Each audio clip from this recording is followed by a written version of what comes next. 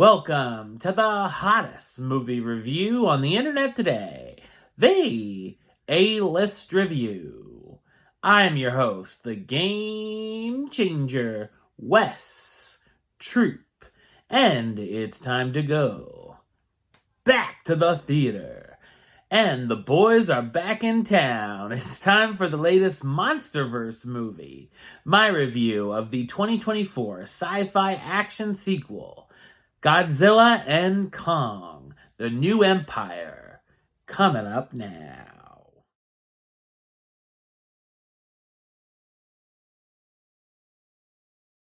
When Kong encounters more of his species in Hollow Earth, he ends up uniting with his old foe Godzilla to stop their tyrannical leader and the powerful climate-changing Titan from destroying the surface while humans unravel their intertwined origins and connections to Skull Island's mysteries.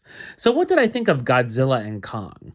I thought it's a wildly entertaining monster film. It's directed by Adam Wingard, who's also known for directing films such as You're Next, The Guest, Blair Witch, and of course Godzilla vs. Kong.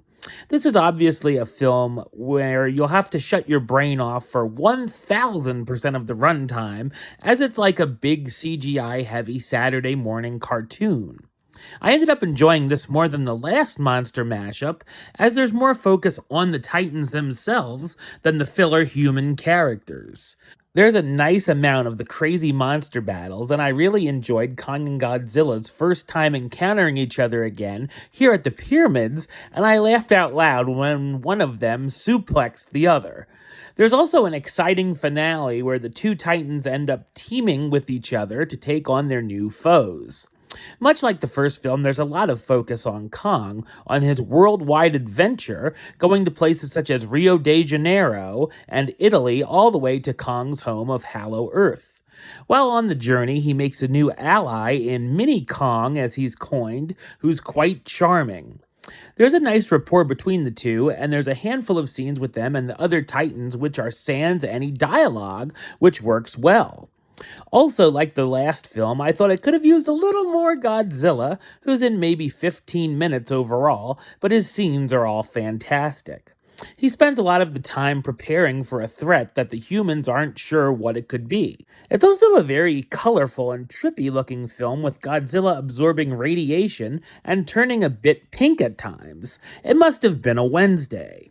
The human characters aren't as annoying this time, at least, and are basically just there to spit some exposition, as well as the simple and mostly uninteresting dialogue, although I was a little worried at first about the comic relief of Bernie, who's basically a walking one-liner serving up groaners left and right, but isn't as bad as it goes on.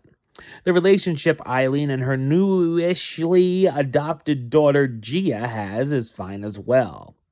I also like that the film doesn't take itself too seriously and plays into the campiness and craziness of it all.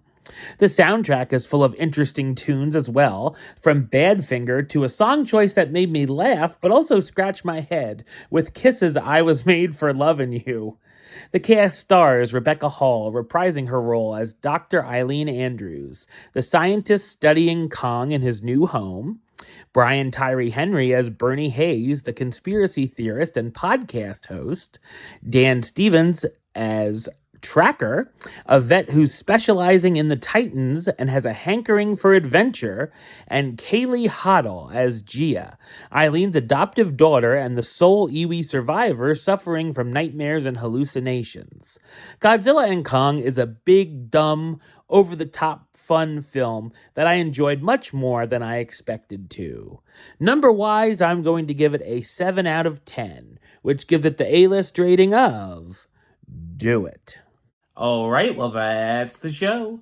I'll be back with another review very soon. But until then, don't forget to like, comment, and subscribe right here on YouTube.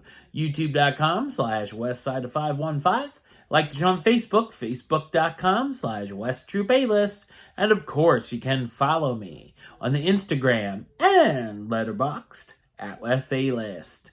Until next time, Troop out.